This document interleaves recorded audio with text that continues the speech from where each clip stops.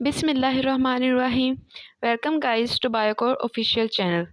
Here's the lecture number 1 about the fourth chapter of biology, that is molecular biology. And the topic we are going to discuss is biological molecule. In this video, you will get all the key points and the conceptual questions regarding this topic. So let's begin the video. सबसे पहले जो हम देखेंगे वो हम biochemistry को देखेंगे, biochemistry क्या होती है, ठीक है। फिर हम स्टार्ट करेंगे मॉलिक्यूल्स को, क्योंकि मॉलिक्यूल्स की जो स्टडी है वो केमिस्ट्री में की जाती है।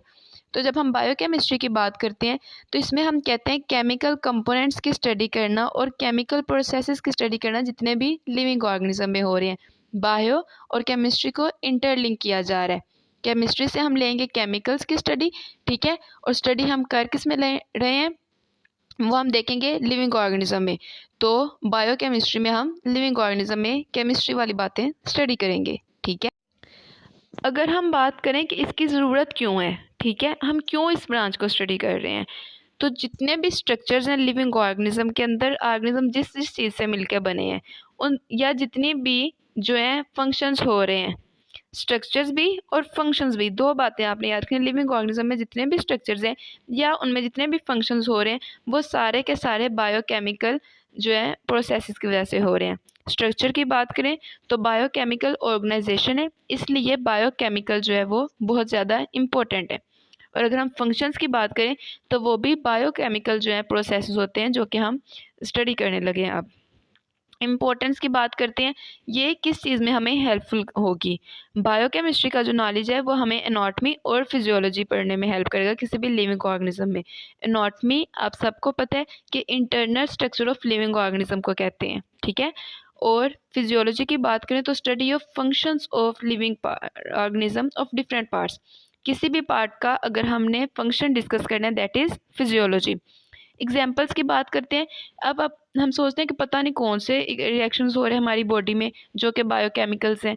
तो एग्जाम्पल की बात करें तो फोटोसिंथेसिस जैसे प्लांट्स में हो रहे हैं, ठीक है, ये भी एक बायोकेमिकल रिएक्शंस है। फिर हम बात करते हैं रिस्पिरेशन। रिस्पिरेशन हर लिविंग ऑर्गेनिज्म में होती है, सांस लेने का अमल, तो ये भी बायोकेमिकल प्रोसेस है। डाइजेशन, कॉन्ट्रैक्शन, ये सारे बायोकेमिकल प्रोसेस हैं, इसलिए बायोकेमिस्ट्री का स्कोप बहुत ज़्यादा है। अब हम डिस्कस करेंगे सेलुलर एक्टिविटीज़ को।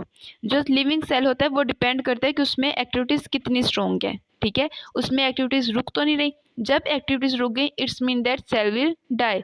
सीजलेस केमिकल एक्टिविटीज़ पे जो है वो डिपेंड करते हैं। सीजलेस मीन नॉन स्टॉप, कि हर वक्त एक्टिविटी होती ही रहनी होती है सेल के अंदर। तो दो तरह से जो है सेलुलर एक्टिविटीज़ जितनी भी हो रही हैं किसी भी सेल के अंदर, जो भी एक्टिविटी हो रही है उसको हम कहते हैं मेटाबॉलिज्म, ठीक है। सेल के अंदर जितने भी वेदर किसी भी तरह के केमिकल रिएक्शन है वो उसका मेटाबॉलिज्म है। अब मेटाबॉलिज्म की दो टाइप्स होती हैं, एनाबॉलिज्म एंड कैटाबॉलिज्म। एनाबॉलिज्म की बात करते हैं, एना मीन कंबाइंड करना, ठीक है, फॉर्मेशन ऑफ कॉम्प्लेक्स मॉलिक्यूल्स। इसमें क्या होता है, छोटे छोटे मॉलिक्यूल्स मिलते हैं और बनाते हैं। एना मीन फॉर्म करना, बनाना किसी चीज़ को, तो वो बड़े एक कॉम्प्लेक्स मॉलिक्यूल की फॉर्मेशन करेंगे कंबाइंड होकर छोटे छोटे मॉलिक्यूल्स को। फिर हम बात करते हैं कैटाबॉलिज्म। कैटा मीन कट कर देना। कैटाबॉलिज्म में क्या होता है, जो कॉम्प्लेक्स मॉलिक्यूल होता है वो सिंपल मॉलिक्यूल्स में टूट जाते हैं, ठीक है।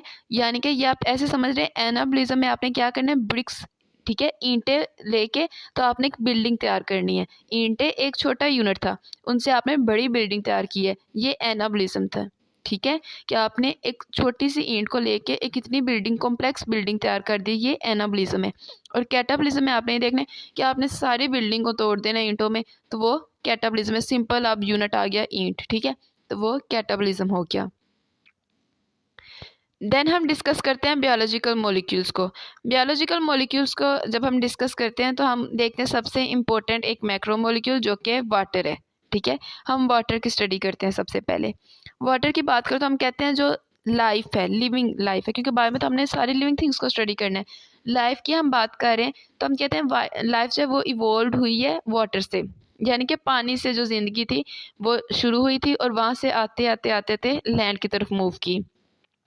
मूव तो कर लिया इसने लैंड की तरफ, हम रह भी रहे हैं लैंड पे, ठीक है, लेकिन फिर भी हमारी बॉडी पानी पे डिपेंड करती है। जैसे अगर पानी की कमी हो जाए, डिहाइड्रेशन हो जाती है, डिफरेंट जो है वो बीमारियां हो जाती हैं पानी की कमी की वजह से, स्किन, बाल सब खराब हो जाते हैं, ठीक है। तो हमारी लाइफ की स्पीड, हमारी बॉडी का स्टिल मेटाबॉलिज्म भी स्लो हो जाता है, हमें फटीग फील होती है, वीकनेस फील होती है। तो वाटर जो है, हमारी लाइफ डिपेंड कर रही है वाटर पे। अगर हम इसकी कंपोजिशन की बात करें ना कि हमारी बॉडी में वाटर की कितनी जो है वो अमाउंट है उस, तो किसी भी ऑर्गेनिज्म की बात करें ना, लिविंग ऑर्गेनिज्म की, तो ऑलमोस्ट 80% जो वो लिविंग ऑर्गेनिज्म है वो वाटर से मिलके बना है, ठीक है। हमारी बॉडी में भी 80% वाटर की रेशियो है। फिर हम बात करते हैं इसकी इम्पोर्टेंस की ना, कि वाटर क्यों इम्पोर्टेंट है। तो वाटर इसलिए है क्योंकि जितने भी केमिकल रिएक्शंस हैं वो सारे एक्वस, एक्वस हम पानी का सोल्यूशन कहते हैं, जिसमें पानी सोलवेंट हो, सोलवेंट जो ज़्यादा मिकदार में पाया जाता है। तो जितने भी केमिकल रिएक्शंस हैं वो एक्वस सोल्यूशन में जो है वो अक्रेंस उनकी होती है, वहाँ पे टेक प्लेस करते हैं। फिर हम डिस्कस करते हैं बहुत इंपॉर्टेंट बायोलॉजिकल मॉलिक्यूल्स को, that is organic and inorganic molecules. ये दोनों ही बहुत ज़्यादा जो है वो इम्पोर्टेंट है, और ऑलमोस्ट इन्हीं दो से जो है वो सारे के सारे ऑर्गेनिज्म जो हैं वो मिलके बने होते हैं। फर्स्ट हमने डिस्कस किया वाटर को, सेकंड हम डिस्कस कर रहे हैं ऑर्गेनिक एंड इनऑर्गेनिक को। तो सबसे पहले हम डिस्कस करते हैं ऑर्गेनिक को। जो ऑर्गेनिक मॉलिक्यूल्स हैं वो सेल खुद भी बना सकते हैं, ठीक है, सेल से बनते हैं, मतलब कोई भी सेल जो है वो उनकी सेंसिस करते हैं। और दूसरा जो उनमें सबसे इम्पोर्टेंट बात है वो ये है कि उनके पास कार्बन होती है। ऑर्गेनिक मॉलिक्यूल्स वो मॉलिक्यूल्स होते हैं जिनके पास जो है वो कार्बन होती है। ये नेचुरली भी अक्रिंग होते हैं हमारी बॉडी में और हमारे प्रोडक्ट्स में और हमारी बॉडी में रहते हैं। और फॉर्मेशन की बात करें तो हमारे सेल्स के पास ये एबिलिटी है कि वो इसकी सेंसिस कर सकते हैं। ऑर्गेनिक कंपाउंड्स की एग्जांपल की बात करें तो carbohydrates, protein, lipids, nucleic acid, वो सारे के सारे जो हैं वो ऑर्गेनिक कंपाउंड है। और ऑलमोस्ट ड्राई मैस, ठीक है, ड्राई मैस जो पानी के बगैर है, 80% वाटर, तो वो तो हमने देख लिया ना, पीछे बचा 20%। जो 20% है, 20% का 93% जो है वो ऑर्गेनिक है, ठीक है। जो लाइक अगर बात करें 20%, तो उसमें से ऑलमोस्ट 18% जो है वो ऑर्गेनिक होगा, इतना ज़्यादा ऑर्गेनिक है। ये आपने याद रखना है, ये ड्राई मैस की बात हो रही है, फुल बॉडी की बात नहीं हो रही। फिर बात करते हैं रिमेनिंग 7 की। ऑर्गेनिक को तो हमने देख लिया, जो रिमेनिंग 7 है वो कंपोज होगा इनऑर्गेनिक से, ठीक है, या स्मॉल ऑर्गेनिक से। ये जो आपने अभी देखे थे ये मैक्रोमोलिक्यूल्स थे। स्मॉल ऑर्गेनिक्स की बात करें इसमें वाइटामिन आ जाते हैं जो कि ऑर्गेनिक है, लेकिन वो बहुत छोटे हैं, 7% उस पर होता है। और बाकी जो बचता है वो इनऑर्गेनिक मॉलिक्यूल्स होते हैं। Inorganic like carbon dioxide, acid, base and salt. अगर हम इनका टेबल देखते हैं ऑर्गेनिक का, ड्राई मैस, यहाँ आपने एक लफ्ज़ का बहुत ध्यान रखना है, ये ड्राई मैस है, और ड्राई मैस हमारी बॉडी का ऑलमोस्ट 20% होता है क्योंकि 80% वाटर होता है। तो ग्रुप नेम देखते हैं प्रोटीन। प्रोटीन सबसे ज़्यादा ड्राई मैस में इनकी जो रेशियो सबसे ज़्यादा है, that is 50%। Nucleic acid 18%, carbohydrates 15% and lipids 10%। तो ये इनकी रेशियो है, इनका सम करें तो वो 93 जो है वो बन जाता है, ठीक है। Basis of organic compound, organic compound की बेस क्या होती है, ये हमने अभी पीछे भी डिस्कस किया कि जितने भी ऑर्गेनिक कंपाउंड हैं उनकी बेस कार्बन होगी, क्योंकि जो ऑर्गेनिक कंपाउंड है वो कार्बन से मिलकर बने होते हैं, तो बेस तो उनकी वो ही रहनी है, बेस, ठीक है, बेस्ड कोर कार्बन है। लेकिन कार्बन के साथ डिफरेंट जो ग्रुप्स हैं वो अटैच हो जाते हैं, लाइक जो डिफरेंट ग्रुप्स अटैच हो रहे हैं, OH अटैच है, ठीक है, COOH NH2 जैसे अमाइन को शो करेगा, COOH ये कार्बोक्सिलिक एसिड को शो करेगा, OH जो है वो शो करेगा कि अल्कोहल है, ठीक है। तो ये जब ग्रुप, इनको फंक्शनल ग्रुप्स कहते हैं, ये जब ग्रुप आ जाएंगे कार्बन के साथ तो हमें पता लग जाएगा, अगर OH है दैट इज़ अल्कोहलिक ग्रुप, ठीक है। अल्कोहल अब कौन सी, ये डिपेंड करता है बाकी पे।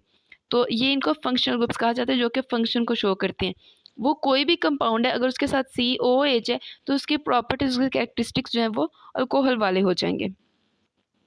फिर हम बात करते हैं जो ज़्यादातर केमिकल रिएक्शंस हैं वो कैसे होते हैं, वो ऐसे होते हैं कि जो फंक्शनल ग्रुप है उसको रिप्लेस कर जाता है, उसको ट्रांसफ़र किया जाता है, उसको अगर हम चेंज करेंगे तो एक अलग से कंपाउंड बन जाएगा, ठीक है। लाइक अगर COH है तो उसके अंदर CO भी ऐड कर दें तो COOH बन जाएगा, ठीक है। तो ये एक अलग से कंपाउंड बन जाएगा। लाइक ये देखें, ये OH है, ये CO है, अगर इन दोनों को मिला दें तो एक और कंपाउंड बन जाएगा और ये एक कंपाउंड ही अलग बन जाएगा। फंक्शनल ग्रुप तो चेंज हुआ है ना, एक नया कंपाउंड ऑर्गेनिक कंपाउंड जो है वो बन जाएगा। तो जो केमिकल रिएक्शंस हैं वो क्या करेंगे, वो फंक्शनल ग्रुप्स को एक मॉलिक्यूल से दूसरे में ट्रांसफ़र कर देंगे और इस तरह या ऐसा करेंगे या कार्बन कार्बन के बॉन्ड आपस में टूट जाएंगे। तो इस तरह जो है वो बायोकेमिकल रिएक्शंस जो हैं वो कैरी ऑन होंगे। फिर हम डिस्कस करते हैं पॉलीमर्स को। पॉलीमर्स की बात करें तो पॉलीमर्स होते हैं जब एक जैसे ग्रुप्स, छोटे छोटे ग्रुप्स, इनको मोनोमर कहा जाता है। जैसे हमने स्टार्टिंग पे बिल्डिंग की बात की थी कि एक बिल्डिंग तैयार की जा रही है, तो हमने जो बेसिक यूनिट लिया था वो लिया था ब्रिक, ईंट। तो जो ईंट है वो मोनोमर है, एक ईंट यूज़ हुई और उससे जो है वो बार बार जब वो सेम ईंटें यूज़ होंगी तो एक बिल्डिंग बन जाएगी, दैट इज़ पॉलीमर। ठीक है, जब एक यूनिट की बात करते हैं तो वो मोनोमर, और जब वो आइडेंटिकल यूनिट्स बार बार एक ही चीज़ के अंदर आए तो that is polymer. Most of the organic compounds की बात करें ना तो वो साइज़ में बहुत बड़े होते हैं और बायोलॉजिस्ट जो है वो उनको मैक्रोमोलिक्यूल्स कह देते हैं। मैक्रोमोलिक्यूल्स हमेशा मोनोमर पॉलीमर्स की फॉर्म में होते हैं, यानी कि वो बहुत से मोनोमर्स को मिलके बने हुए होते हैं। इंपॉर्टेंट मैक्रोमोलिक्यूल्स की बात करें तो कार्बोहाइड्रेट्स, प्रोटीन, न्यूक्लिक एसिड्स, ये बहुत इंपॉर्टेंट मैक्रोमर्स हैं और ये पॉलीमर्स हैं। अभी इनके मोनोमर्स की बात करें तो कार्बोहाइड्रेट्स जो है उसका मोनोमर हुआ शुगर। ठीक है, शुगर कार्बोहाइड्रेट। ठीक है, प्रोटीन पॉलीमर है, एक बड़ा कंपाउंड है, वो अमाइनो एसिड से मिलके बना होगा। न्यूक्लिक एसिड एक बड़ा कंपाउंड है, न्यूक्लियोटाइड मोनोमर से मिलके बना है। ठीक है, तो ये इनके मोनोमर्स हैं, बेसिक स्ट्रक्चर है कि इनका बेस मटेरियल क्या है वो ही बार बार फिर रिपीट होके ये पॉलीमर बना देंगे। अब हम देख लेते हैं चेकिंग अंडरस्टैंडिंग कि आपको कितना ही लेक्चर जो है वो समझ आया। Why is biochemistry important in understanding biological process? Biological chemistry जो है वो अगर हम बात करें तो ये क्यों इम्पोर्टेंट है biological processes को स्टडी करने के लिए। Option A, it helps identify endangered species, ये इंडेंजर्ड स्पीशी को आइडेंटिफाई करने के लिए यूज़ होती है। No, it reveals how chemical reactions stain life functions. Yes, this is the correct because biochemistry connects chemistry to biology. Biochemistry जो है chemistry से bio को connect कर रही है, showing how cell work and life continue. और ये हमें बताती है कि सेल किस तरह काम करते हैं और किस तरह जो लाइफ है वो कंटिन्यू होती है। बाकी C option, it is used to study gravitational pull organism. This is wrong. It explains the weather effect on the wildlife behavior. This is also wrong. So option B is correct. Okay. This is all about the lecture. Hope you will get it. If you find any confusion regarding this, you can ask me in the comment section. See you in the next video. Take care.